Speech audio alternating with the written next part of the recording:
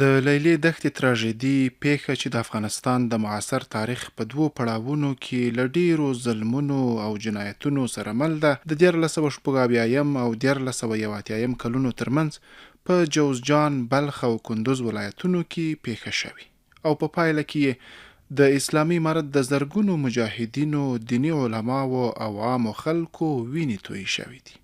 په دې پیښه کې له 12,000 زیات کسان د جنرال ملک او د هغه د ملیشو له لوري په 1980 کال کې په لیلې دښتې او شاوخوا سیمو کې په شهادت رسیدلي.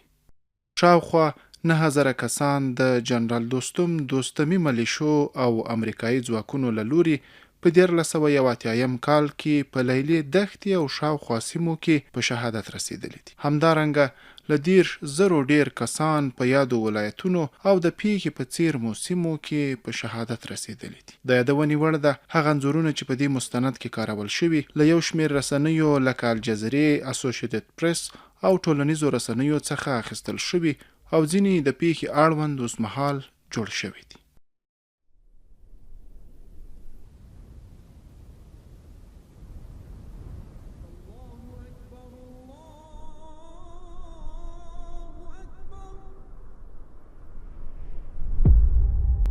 د زرګونو مجاهدینو او بېګناه وګړو په وینو لمبېدلې سیمه.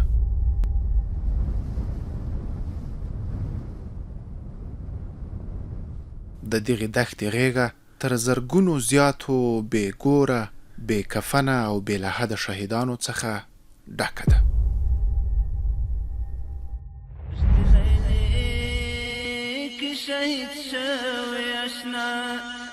نن می یادیږي هغه ښکلی اشنا دشت لیلې کې شهید شوی اشنا